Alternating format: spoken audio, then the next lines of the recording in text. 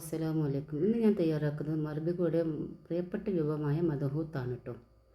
നമുക്ക് ബീഫ് ഒന്ന് വേവിച്ചെടുക്കണം. മല്ലിപ്പൊടി, മുളക് പൊടി, മഞ്ഞൾപ്പൊടി, ഗരം മസാലപ്പൊടി, പിന്നെ കുരുമുളകിൻ്റെ പൊടി, വെളുത്തുള്ളി ഇഞ്ചി പേസ്റ്റ് എല്ലാം ഇട്ട് ആവശ്യത്തിന് ഉപ്പും ചേർത്ത് കൊടുത്ത് നന്നായി കുഴച്ചെടുത്തതിന് ശേഷം ഇതിലേക്ക് ഞാൻ ഒരു 2 കപ്പ് വെള്ളം ഒഴിച്ച് കൊടുത്ത് വേവിച്ചെടുക്കുന്നുണ്ട്. ഞാനൊരു 3/4 വേവാണ് വേവിച്ചെടുക്കുന്നത് കേട്ടോ. കൂടുതൽ ആളുകളും ചിക്കൻ മദ്ഹൂത്താണ് തയ്യാറാക്കാറുണ്ട്. ഇത് ഞാൻ ബീഫ് മദ്ഹൂത്താണ് റെഡിയാക്കുന്നത് കേട്ടോ. നല്ലൊരു ടേസ്റ്റ് ആയിരുന്നു കേട്ടോ. അപ്പോൾ അതായത് വെന്ത് കിട്ടിയിട്ടുണ്ട്.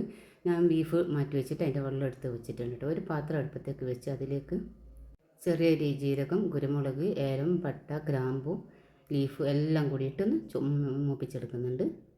ശേഷം അതിലേക്ക് ഒരു വലിയുള്ളി, 4 പച്ചമുളക്, ഒരു ചെറിയൊരു ക്യാപ്സിക്കം എല്ലാം കൂടി വഴറ്റിയെടുക്കുന്നുണ്ട്. അപ്പോൾ ഇത് തയ്യാറാക്കാത്തവരുണ്ടെങ്കിൽ ചിക്കൻ വെച്ചാണ് തയ്യാറാക്കുന്നതെങ്കിൽ ബീഫ് വെച്ചാണ് തയ്യാറാക്കി നോക്കണം. അടിപൊളി ടേസ്റ്റാണ്. എൻ്റെ വീഡിയോ ഇഷ്ടമായെങ്കിൽ ലൈക്ക് ചെയ്യുക, ഷെയർ ചെയ്യുക, കമൻറ്റ് ചെയ്യുക. സബ്സ്ക്രൈബ് ചെയ്യാതെ കാണുന്ന ഏതെങ്കിലും കൂട്ടുകാരന് സബ്സ്ക്രൈബ് ചെയ്തൊന്ന് സപ്പോർട്ട് ചെയ്യണേ. ഒക്കെ നന്നായി വഴന്ന് കിട്ടിയിട്ടുണ്ട്. അപ്പം വെളുത്തുള്ളി ഇഞ്ചി പേസ്റ്റും കൂടി ചേർത്ത് കൊടുക്കുന്നുണ്ട്. പിന്നെ 2 മാഗി ക്യൂബും കൂടി ഇട്ട് കൊടുക്കണം. ചിക്കൻ്റെതാണ് ഇട്ടത്, ബീഫിൻ്റെ ഒന്നും കിട്ടിയില്ല. പിന്നെ ഒരു ഉണങ്ങിയ നാരങ്ങയും പിന്നെ ആവശ്യത്തിന് ഉപ്പും ചേർത്ത് കൊടുക്കുന്നുണ്ട്.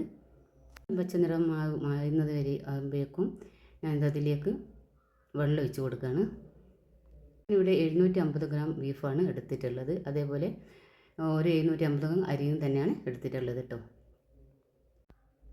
അപ്പോൾ എല്ലാം കൂടി നന്നായി വഴന്ന് കിട്ടിയിട്ടുണ്ട്. ഇതിലേക്ക് നമുക്കൊരു മീഡിയം സൈസ് 2 തക്കാളി മിക്സിയിൽ അടിച്ച് ഒഴിച്ച് കൊടുക്കുന്നുണ്ട്. അതിൻ്റെ കൂടെ തന്നെ ഒരു ടേബിൾ സ്പൂൺ കപ്സ മസാലയും, ഒരു അര ടേബിൾ സ്പൂൺ ഗരം മസാലയും, ഒരു ടേബിൾ സ്പൂൺ മഞ്ഞൾപ്പൊടിയും, മല്ലിപ്പൊടിയും, അര ടീസ്പൂൺ മഞ്ഞൾപ്പൊടിയും, ഒരു ടേബിൾ സ്പൂൺ മുളക് പൊടിയും കൂടി ചേർത്ത് കൊടുക്കുന്നുണ്ട്. എല്ലാം കൂടി നന്നായി വഴന്നതിന് ശേഷം 2 തക്കാളി മിക്സിയിലടിച്ച് ഒഴിച്ച് കൊടുക്കുന്നുണ്ട്. അതിൻ്റെ കൂടെ തന്നെ ഒരു 2 ടേബിൾ സ്പൂണും തക്കാളി പേസ്റ്റും കൂടി ഇട്ട് കൊടുക്കുന്നുണ്ട്. അപ്പോൾ നല്ലൊരു കളറും കൂടി കിട്ടുന്നുണ്ട് ചോറിന്, നല്ലൊരു ടേസ്റ്റും കൂടി ഉണ്ട് കേട്ടോ. അപ്പം നമുക്കിതെല്ലാം വഴന്നതിന് ശേഷം നേരത്തെ ബീഫ് വേവിച്ച് വെച്ച വെള്ളം കൂടി ഒഴിച്ച് കൊടുക്കുന്നുണ്ട്. 1 കപ്പ് അരിക്ക് 1.5 കപ്പ് വെള്ളം എന്ന കണക്കിനാണ് വെള്ളം ഒഴിച്ച് കൊടുത്തത് കേട്ടോ. വെള്ളമൊക്കെ ഒഴിച്ച് കൊടുത്തതിന് ശേഷം അതിലേക്ക് ആവശ്യത്തിനുള്ള ഉപ്പ് ചേർത്ത് കൊടുക്കുന്നുണ്ട്.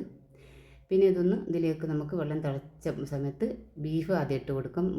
ബീഫ് മുഴുവൻ വേവും വേവിച്ചിട്ടില്ല കേട്ടോ. ബാക്കിയുള്ള വേവ് ഇതിൽ നിന്നാണ് അരിയും ബീഫും കൂടി ഒരുമിച്ച് വരുന്നതായിരിക്കും.